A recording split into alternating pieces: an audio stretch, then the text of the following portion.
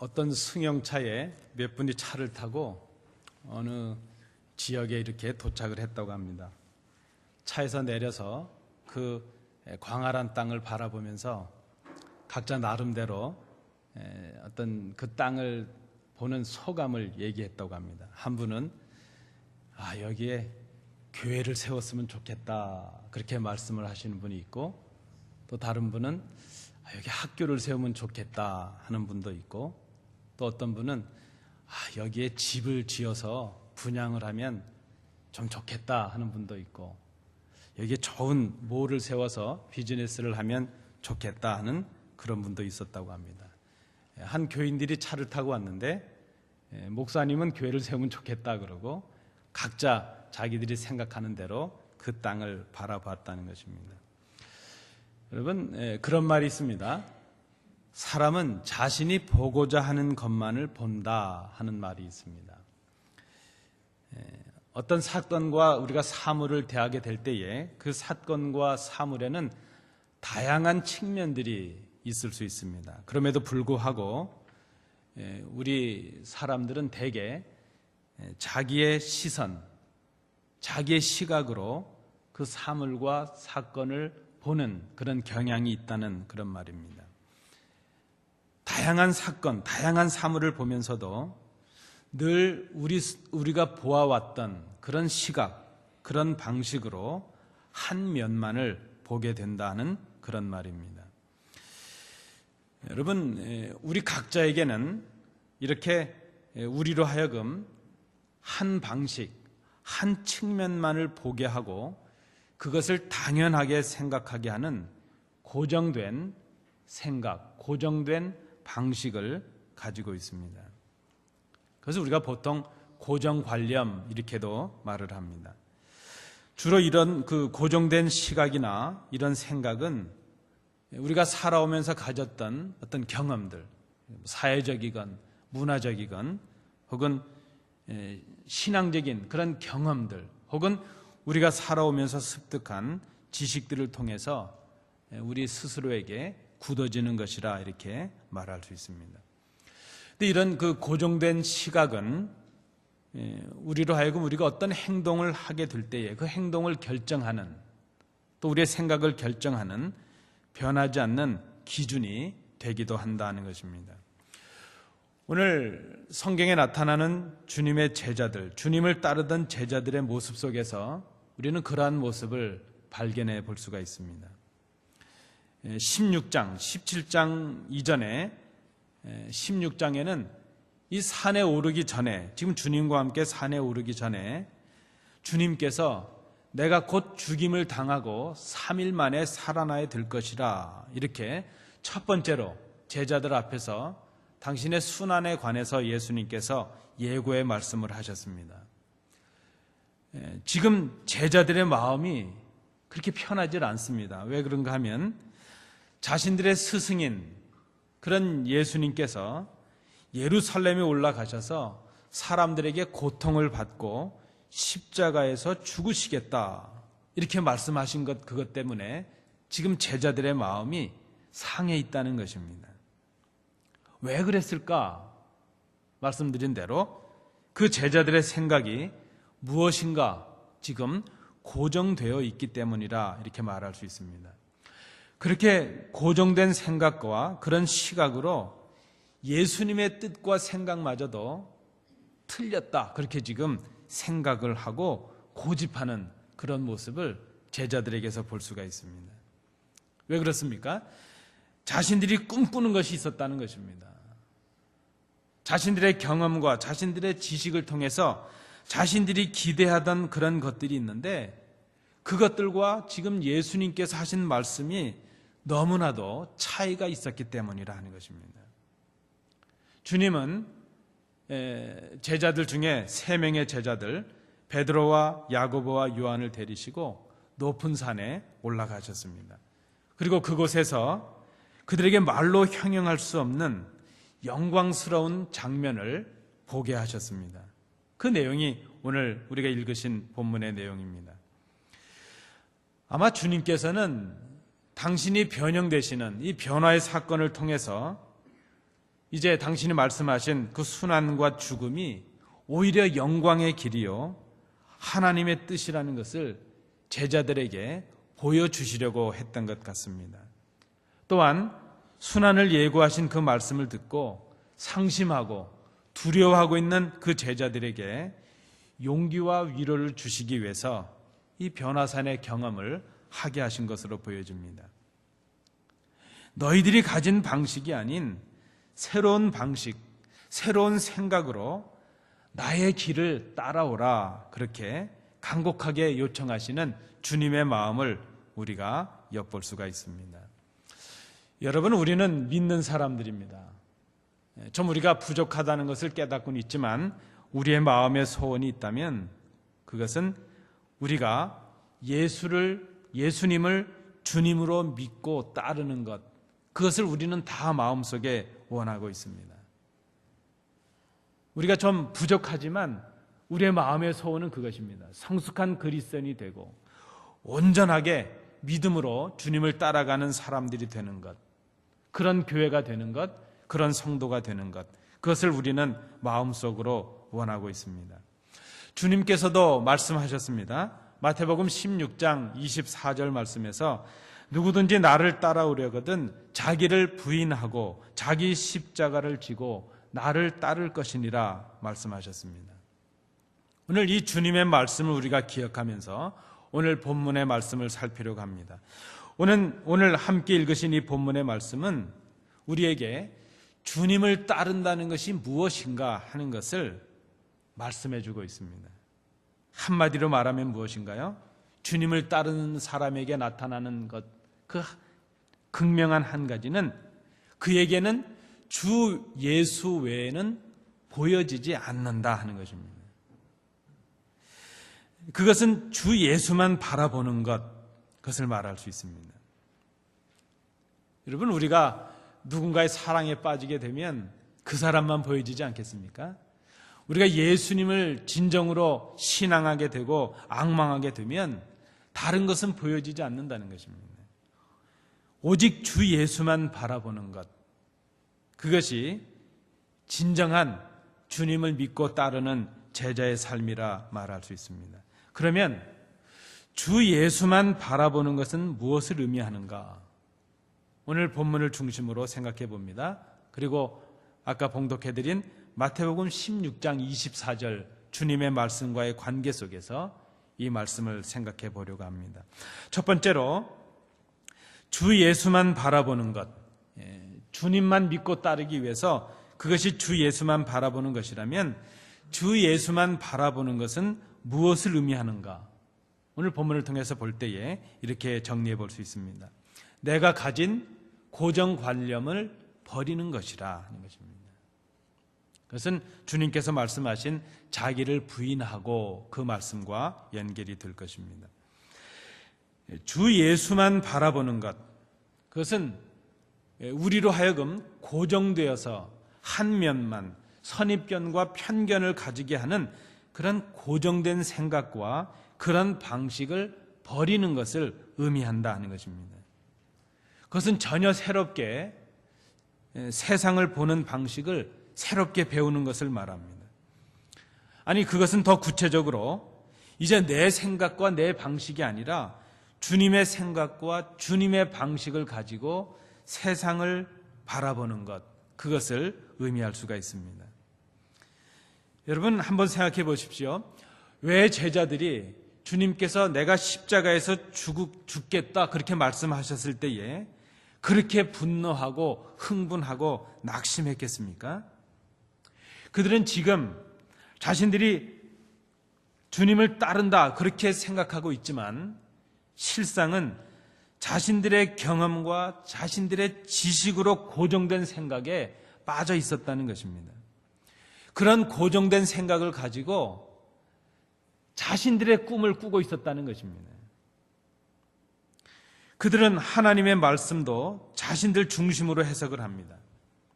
그들은 모세 율법도 알고 있고 엘리야를 비롯한 그런 그 예언의 말씀, 선지자들의 말씀도 이미 알고 있습니다. 그러나 그 말씀들을 그들은 그리스도의 관점에서 하나님의 관점에서 해석하지 않았습니다. 다 자기들 중심대로 해석을 했다는 것입니다. 그들은 조상들이 경험했던 출애굽의 경험을 알고 있습니다. 홍해를 건넌 경험을 알고 있습니다. 그리고 그 모든 경험들을 하나님의 관점에서 해석하기보다는 자신들 중심으로 해석을 했다는 것입니다. 결국 그들은 어떤 생각을 가집니까? 메시아가 오시면 예루살렘을 회복하고 민족과 나라를 회복하고 우리들이 통치자가 되어서 새로운 세상을 다스리게 될 것이다. 그것을 꿈꿨다는 것입니다. 예수님께서 바라시는 것을 생각하기보다는 자신들이 바라던 것을 예수께서 이루어 주셔야 된다. 그렇게만 생각을 했다는 것입니다. 그런 기대를 했다는 것입니다. 그런데 예수님께서 죽으시겠다 그러니까 그것을 용납할 수가 없었다는 것입니다. 여러분, 우리가 가진 성경의 지식들, 우리가 가진 수많은 경험들, 이런 것들이 예수님의 관점에서 해석이 되지 않는다면 그것들은 우리로 하여금 편협된 생각과 편협된 그런 방식 속에 우리를 가두고 말 것이라 하는 것이죠. 여러분, 이것을 우리가 좀 잘 생각해야 될 것입니다. 이기적이고 자기 중심적으로 성경을 해석하고 이기적이고 그리고 자기 중심적인 경험들이 전부라고 생각하게 되면 우리는 일부분만을 보면서도 그것을 전체라고 생각하는 잘못된 오류에 빠질 수밖에 없다는 것입니다. 얼마나 많은 그리스도인들이 내가 원하는 것, 자신이 기대하는 것을 꿈꾸면서 그것이 예수의 뜻이라고 생각을 하고 그렇게 잘못된 생각으로 살아가면서 그것이 신앙이라고 생각하며 살아가는 사람들이 얼마나 많은지 모릅니다. 여러분, 우리가 잘 생각해야 될 것입니다. 신앙은 성경 해석이나 우리의 경험이나 그 모든 것들을 예수와 관계해서 새롭게 해석해내는 것입니다. 그것이 신앙입니다. 내가 가졌던 경험들을 예수님과의 관계 속에서 우리에게 은혜를 주시는 그 하나님의 뜻 가운데서 새롭게 살필 수 있는 것, 그것이 바로 신앙입니다. 하나님의 말씀을 읽을 때도 이 말씀을 하나님이 기뻐하시는 뜻 가운데서 새롭게 해석할 수 있어야 그것이 진정한 하나님의 말씀으로 우리에게 영향을 줄 수가 있다는 것입니다. 신앙은 예수님을 중심으로 내 생각과 내 지식과 내 경험들을 재해석해내는 것입니다. 그것을 주님은 바로 자기를 부인하는 것, 그렇게 말씀을 하셨습니다. 내가 가졌던 고정된 관념을 버릴 수 있어야, 이기적이고 자기 중심적인 잘못된 생각을 버릴 수 있어야 주 예수를 따라갈 수 있습니다. 그래야 주 예수를 바라볼 수 있다는 것입니다. 두 번째, 주 예수만 바라보는 것은 세상의 영광을 구하지 않는 것이라, 이렇게 정리를 해볼 수 있겠습니다. 다시 한번 생각해 봅니다. 왜 제자들이 십자가의 길을 가시는 주님을 이해할 수가 없었는가 하는 것이죠.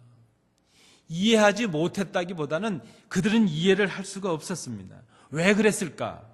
그것은 그들이 주님께서 원하시는 그 주님의 영광을 구하기보다는 세상의 영광을 구하는 사람들이 되어버리고 말았기 때문이라는 것입니다. 다시 한번 우리가 본문으로 돌아가 생각을 해봅니다. 지금 이 변화산 산에 오르기 바로 전에 주님께서 순환을 예고하시는 말씀을 제자들 앞에서 하셨습니다. 주님 앞에 위대한 신앙 고백을 했던 베드로였습니다. 당신은 그리스도시요 살아계신 하나님의 아들이십니다. 그런데 그 고백을 했던 베드로가 내가 십자가에 죽고 3일 만에 살아나야 되겠다, 그 말씀을, 순환을 예고하시는 주님의 말씀을 들었을 때에 베드로는 주님을 붙들고 항변했다고 말합니다. 주여 그리 마옵소서, 이런 일이 결코 주께 미치지 아니할 것입니다. 그 말씀을 들은 주님께서 베드로를 심하게 책망하셨습니다. 바로 지금 그 사건을 경험하고 주님과 베드로가, 야고보와 요한이 산에 올랐습니다. 그런데 이 산에 오른 베드로가 황홀한 광경을 목격했습니다.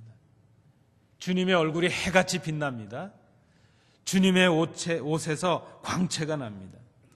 율법의 대표자로 여기는 모세가 그리고 선지자의 대표인 엘리야가 함께 나타나서 주님과 대화를 합니다. 얼마나 황홀하고 좋은지 베드로가 그만 주님께 간청을 합니다. 주님, 내가 여기에 주님과 이 모세와 엘리야를 위해서 초막 셋을 짓겠습니다. 그렇게 간청을 합니다. 주님은 지금 죽음 이후에 받으실 영광을 보여주고 계시는데 베드로는 여전히 고난 없는 영광을 꿈꾸고 있습니다. 여기가 좋사오니 여기 머물렀으면 좋겠습니다. 그렇게 말합니다. 이 영광의 자리, 이 황홀한 자리, 이 신비한 자리, 이 산에 그냥 머물러 있었으면 좋겠습니다. 그저 그 황홀한 경험에 머물러 있기를 간청을 합니다. 여러분, 이 마태복음 17장의 병행 본문인 누가복음 9장에 보면 주님께서 모세와 엘리야와 더불어 나누신 대화의 내용이 무엇이었는가 하는 것을 기록을 하고 있습니다. 누가복음 9장 31절 말씀해 보시면 모세와 엘리야가 영광 중에 나타나서 장차 예수께서 예루살렘에서 별세하실 것을 말했다. 이렇게 누가복음은 기록하고 있습니다.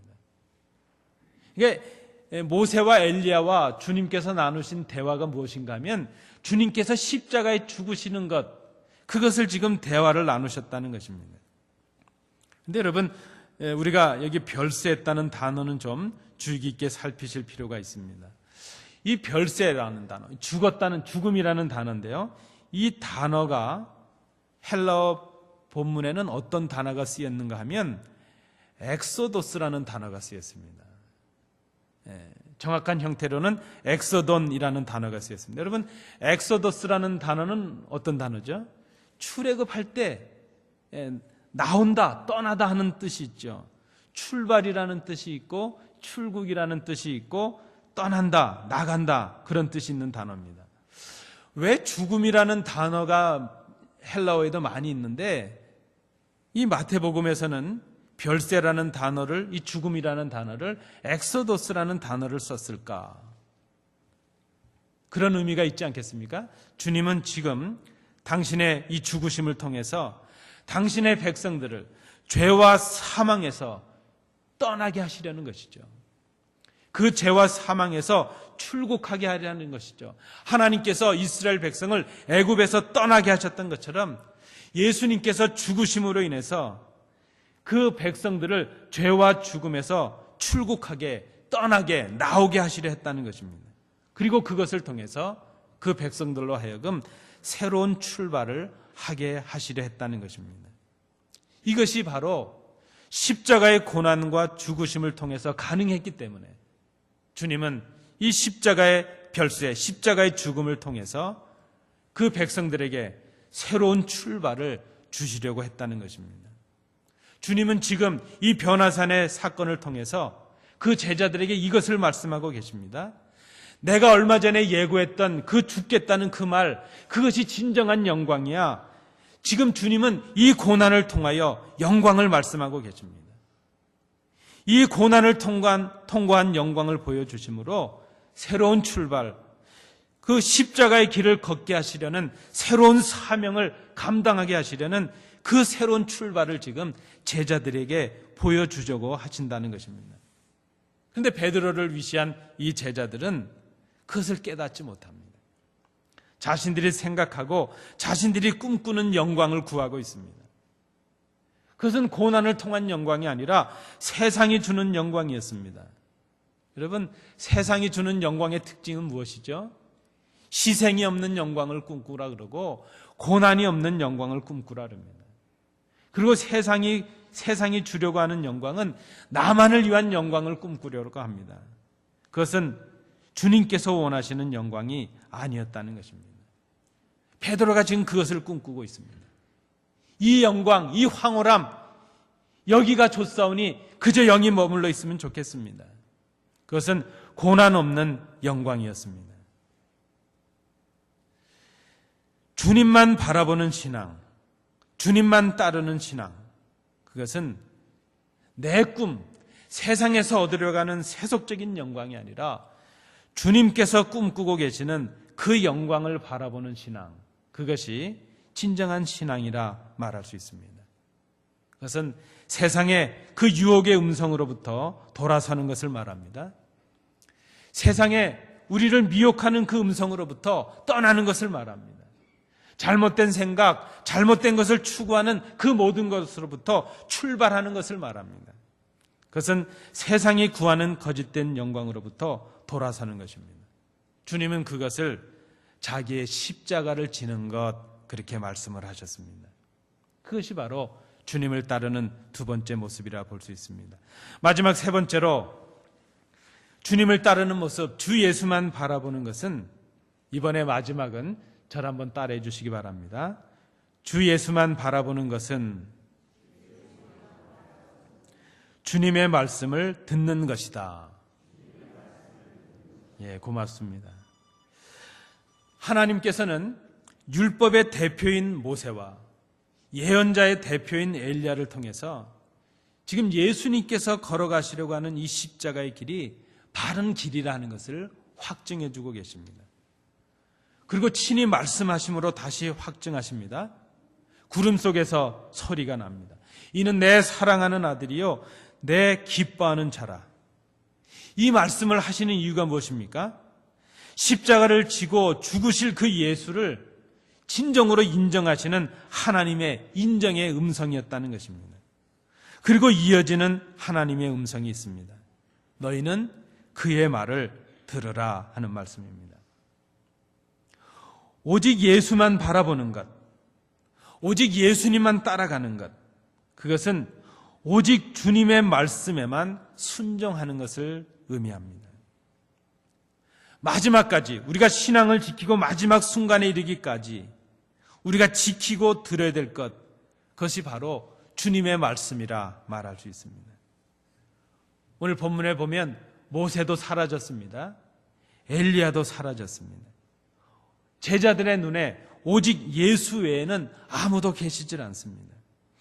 여러분, 율법도 예수님을 증거하기 위한 것이었습니다. 그 예언과 능력도 예수님을 증거하는 이정표에 불과했습니다. 우리가 지금까지 경험했던 그 어떤 경험, 그 어떤 지식도, 그 신비한 경험도, 그 황홀함도 결국은 예수님의 말씀을 듣게 하고 깨닫게 하려는 이정표였다는 것입니다. 하나의 사인이요, 표적이었다는 것입니다. 죽음을 앞둔 베드로가 자신의 믿음의 공동체에 유언적인 설교를 나눕니다. 그 내용이 베드로후서 1장 이후에 나타납니다. 베드로가 이제 하나님의 부르심을 받을 때가 가까이 왔습니다.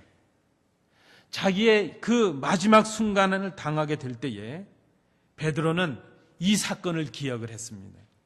주님과 함께 산에 올라서 자기가 가졌던 그 경험, 그 황홀한 경험, 그러나 다 사라지고 예수님만 남았고 그의 말씀을 순종하라고 주셨던 그 사건을 그가 마지막으로 떠올렸습니다. 여러분, 우리가 이 땅에서 마지막 눈을 감을 때 우리가 마지막으로 떠올릴 경험은 무엇이 될까요?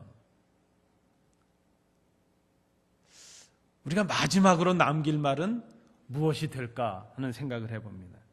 베드로는 자신의 죽음을 앞두고 주님과 함께 야고보와 요한과 함께 산에 올랐던 이 사건을 기억을 했습니다. 자신이 친히 주님과 함께 그 산에 올랐고 하늘의 음성을 들었고 주님이 아버지께로부터 존귀와 영광을 받으시는 것을 경험했다, 그렇게 말을 합니다. 그러나 베드로는 자신이 경험했던 그 황홀한 경험에 빠져 있는 사람이 아니었습니다. 공관복음서, 이 복음서에 나타나는 베드로와 베드로 후서를 기록하고 있는 베드로는 이제 다른 사람입니다. 자신이 가졌던 그 개인적인 황홀한 경험이 오히려 그것이 무엇을 가리키는 것이었고 무엇을 위한 것이었는가 하는 것을 그가 말하고 있습니다. 그것이야말로 더 확실한 예언이었다, 그렇게 고백을 합니다. 베드로후서 1장 19절 말씀에 보시면 또 우리에게는 더 확실한 예언이 있어 어두운 데를 비추는 등불과 같으니 날이 새어 샛별이 너희 마음에 떠오르기까지 너희가 이것을 주의하는 것이 옳으니라. 주님 오실 때까지 믿는 자들을 비추는 유일한 등불이 바로 주님의 말씀임을 기억하라 하는 것입니다. 베드로가 그 믿음의 공동체 앞에서 자신의 목숨을 앞에 두고 이제 죽음을 앞에 두고 마지막으로 남긴 그 말이 바로 이것이었습니다. 너희들의 마음의 등불인 그리스도의 말씀을 기억하라. 그리고 그 샛별, 장차 주님 오시는 그날 샛별이 뜨게 될 텐데 그 샛별은 세상의 어둠을 밝히시고 우리를 빛에 거하게 하시는 예수 그리스도시라는 것을 말씀을 합니다. 베드로는 주님과 함께했던 이 변화산의 경험을 말씀의 신앙으로 발전시키고 있습니다. 주님 오실 때까지 우리가 붙잡아야 될 것, 그것은 예수 그리스도시요 그분의 말씀이라는 것을 지금 믿음의 공동체에게 당부하고 있습니다. 다시 마태복음 17장으로 돌아옵니다. 제자들이 놀라서 눈을 들고 보니까 오직 예수 외에는 아무도 보이지 아니했다. 성경은 그렇게 기록하고 있습니다. 결국 여러분, 그 많은 경험, 그 많은 능력, 그 많은 지식, 율법과 예언, 그 모든 것들을 다 우리가 경험하고 다 우리가 안다고 할지라도 믿는 우리가 마지막으로 붙잡아야 되는 것, 믿는 우리가 마지막으로 보아야 되는 것, 그것은 오직 예수뿐이었다는 것입니다. 우리를 잘못된 생각, 오류로부터 바르게 하는 길은 우리가 예수만을 바라보는 것입니다. 예수만을 바라보는 가장 좋은 길은 주님의 말씀 앞에 순종하는 것입니다. 주님의 말씀을 듣는 것이 주님만을 바라보는 것입니다. 마태복음에서 우리 주님께서 말씀하신 대로 그것이 바로 주님을 따르는 것이라 말할 수 있습니다. 자기를 부인하고 자기의 십자가를 지고 주님을 따르는 것, 그것이 바로 오늘 본문을 통해서 이 변화산을 통해서 변화산의 경험을 통해서 우리에게 주시는 말씀이요 교훈이라 말할 수 있습니다. 여러분, 주님의 말씀을 듣는 것, 그것은 주님의 말씀의 가르침을 배우고 그 말씀대로 행하는 것을 의미합니다. 그것은 우리로 하여금 세상의 방식으로 보는 것을 중단하게 합니다. 예수 그리스도처럼 생각하게 합니다. 그것이 바로 자기를 부인하는 것입니다. 주님을 바라본다는 것, 우리로 하여금 세상이 바라보는 거짓된 영광에서 떠나게 하는 것입니다. 세상의 세속적인 영광을 구하는 그런 생각에서 떠나는 것을 말합니다. 오히려 고난을 통한 영광을 바라보게 하는 것입니다. 그것이 바로 예수 그리스도처럼 죽고 예수와 함께 다시 사는 삶을 살게 합니다. 그것이 바로 십자가를 지는 것이라 말할 수 있습니다. 주님을 따른다고 하는 것, 우리로 하여금 예수님의 말씀에만 순종하게 합니다. 그것이 바로 주님을 따르는 것, 이렇게 말할 수 있습니다. 여러분 잘 아시는 만류 인력의 법칙을 발견한 대석학이었던 아이작 뉴턴이라는 사람이 있습니다. 그가 말년에 이르러서 아주 지독한 건망증, 거의 치매에 가까운 건망증에 걸렸다고 합니다. 모든 것을 다 잊어버렸다는 것입니다. 자기의 이름, 자기의 나이, 자기의 생일, 심지어 늘 가까이 있었던 자기의 지인들도 기억하지 못하게 되었다는 것입니다. 하도 답답하니까 한 번은 제자 중에 한 사람이 그렇게 물었습니다. 선생님, 도대체 선생님께서 지금 기억하고 계신 것이 무엇입니까? 그때 뉴턴이 분명하게 이런 말을 했다고 합니다. 나는 다 기억을 못하겠는데 내가 기억하는 게 딱 두 가지가 있지. 내가 지금 죄인이라는 것, 그리고 다른 한 가지는 예수님이 나의 구주시라는 것, 내가 그것만은 기억하고 있다, 그렇게 말했다고 합니다. 여러분, 우리의 모든 것이 사라질 때가 올 것입니다. 우리의 건강, 우리가 가진 물질, 그리고 우리의 기억까지도, 우리가 했던 그 많은 경험도, 그 많은 지식도 아무 소용이 없을 때가 올 것입니다. 그때, 그 마지막인 것 같은 그때 우리가 꼭 기억해야 될 것이 있다면, 우리에게 꼭 필요한 것이 있다면 그것은 오직 예수입니다. 그분이 바로 우리의 믿음의 주요, 온전케 하는 분이신 것을 우리가 고백해야 됩니다. 그런데 여러분, 우리가 이 고백을, 이 결단을 그 마지막 순간에 가서야만 해야 될 것인가? 그것은 신앙의 모습이라 말할 수 없습니다. 오늘을 살아가지만 오늘이 우리의 마지막인 것처럼 바로 이 순간 예수 외에는 나에게 아무것도 없습니다. 오직 주님만이 나의 전부이십니다. 그렇게 고백할 수 있는 사람이 진정한 신앙인이라 말할 수 있습니다. 우리가 바라볼 분은 오직 예수님 뿐이십니다. 오직 예수 외에는 아무것도 없습니다. 이 고백이 우리의 마지막의 고백이 아니라 마지막을 향하여 나가는 오늘 우리의 고백이 될 수 있기를 간절히 원합니다. 그런 사람이 바로 주님을 따라가는 성숙한 그리스도인이 될 것입니다. 기도하시겠습니다. 은혜로우신 아버지 하나님, 주님을 따라가기를 원합니다. 그리고 주님만을 바라보기를 원합니다. 오늘 우리에게 주시는 말씀을 기억하게 하셔서 주님 외에는 우리의 고백이 없게 하시고 주님 외에는 우리의 바람과 기대가 없게 하여 주옵소서. 우리로 하여금 그 주님만을 따라가는 성숙한 신앙인들이 되게 하여 주옵소서. 예수님 이름으로 기도하옵나이다. 아멘.